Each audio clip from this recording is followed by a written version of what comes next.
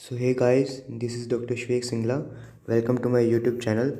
In this video, I'm gonna tell you about a topic from the biochemistry, that is lysosomal storage disorders.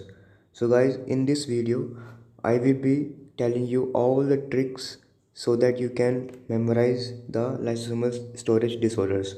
So first of all, we will categorize these in the three categories. So first of all, alpha galactosidase enzyme deficiencies, beta galactosidase deficiency, or beta glucosidase deficiency. So first of all, categorize into three different sections. So alpha galactosidase, beta galactosidase, and then beta glucosidase. So these enzymes deficiency will be causing, first of all, alpha galactosidase deficiency causing Fabry's disease, beta galactosidase deficiency causes Krabbe's disease, and the beta glucosidase deficiency causes Gaucher's disease.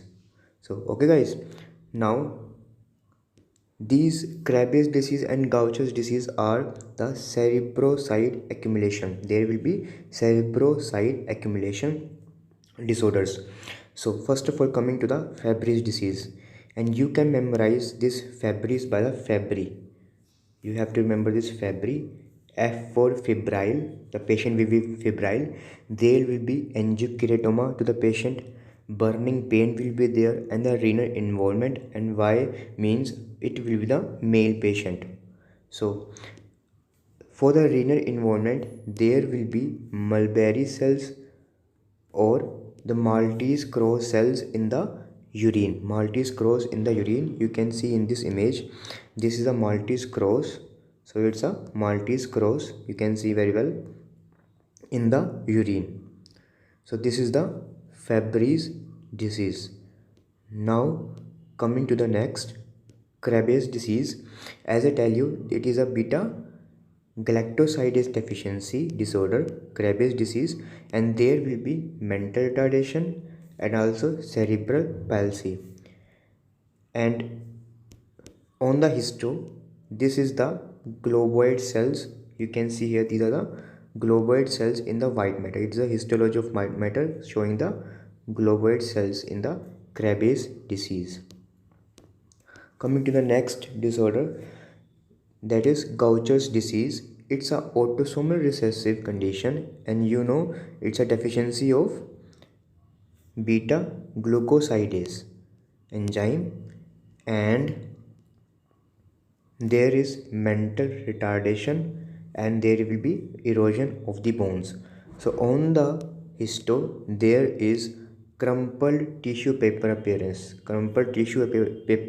of the Gaucher cell. Okay guys, so this is a very important image. Now coming to the next. So guys, first of all, learn this. This is a hexosaminidase enzyme. Okay, so it has two forms, A and the B. So categorize into A only and then A or B. Now guys, if only hexosaminidase A deficiency will be there, there can be disease known as Tay-Sachs disease. If A and B both are absent or deficiency, then it will be Sandwolf's disease guys. Okay, so in the Tay-Sachs disease, there is a ganglioside accumulation, and in the Sandwolf's disease there will be globoside accumulation. So guys, this is a very important. Ganglioside in the Tay-Sachs disease, Sandwolf's is a globoside accumulation, and in the this Krabbe's and the Gaucher's disease, there is cerebroside accumulation. So these are three different accumulation guys, very important. So in the Tay-Sachs disease, there is ganglioside accumulation, and there is also a cherry red spot. So there is also a cherry red spot in the eye. I will be showing you this. So, and in the Sandwolf disease, there is hepatomegaly. There is hepatomegaly in the Sandwolf's disease. So now look at this image. In the Tay-Sachs disease, in the Tay-Sachs disease, there is onion skin whorls. You can see here, these are onion skin whorl appearance in the Tay-Sachs disease. And also, so what is the cherry red spot? Now you can see here, this is the image of the cherry red spot. This is the, so you can see this is a fundus, guys. This is the optic disc, these are the blood vessels, and this is a cherry red spot, guys. So this cherry red spot is seen in Tay-Sachs disease. Now took this cherry red spot, this is a cherry red spot, categorized into two, with hepatomegaly and without hepatomegaly. So categorized into two conditions, with hepatomegaly and the without hepatomegaly. First of all, if there is no hepatomegaly, then it will be the Tay-Sachs disease. As I tell you, there is a cherry red spot in the Tay-Sachs disease. And if it is the with hepatomegaly, then it will be Niemann-Pick disease. Then it will be Niemann-Pick disease if cherry red spot with hepatomegaly. Okay, guys. So it's also autosomal recessive condition.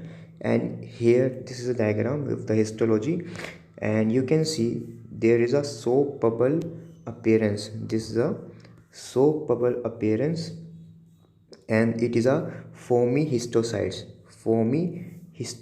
in the Niemann-Pick disease. You can see here Niemann-Pick disease, there is a bubbly appearance, soap bubble appearance of the Niemann-Pick disease. And there is also a mental retardation in the Niemann-Pick disease. This disease is because of the sphingomyelinase enzyme deficiency. And on the electron microscopy, there can be zebra bodies can be seen. These are the zebra bodies in the Niemann-Pick disease. You can see here, guys.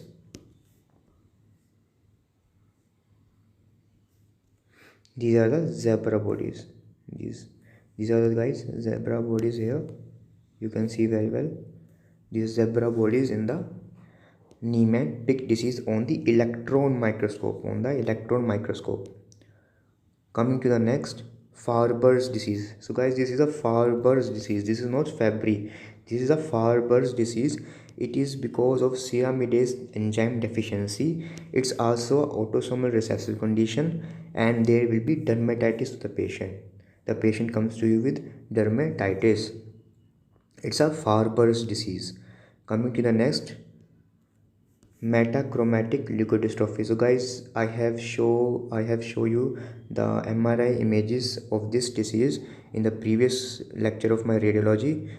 You can watch that video. So it's a aryl sulfatase A enzyme deficiency. It is because of the aryl sulfatase A enzyme deficiency.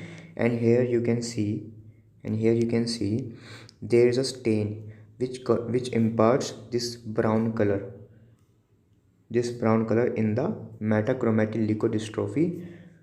It was a biopsy of the brain is taken, and there is a stain. Sulfatides take the stain and imparts a brown color in the metachromatic leukodystrophy. Now this was the MRI brain I have shown in the previous lecture of radiology. You can see this is a MRI brain showing the metachromatic leukodystrophy. So this is a involvement of the brain. And this was a Kahneman's disease. You can see here. I have explained this in the previous lecture of my radiology, guys. So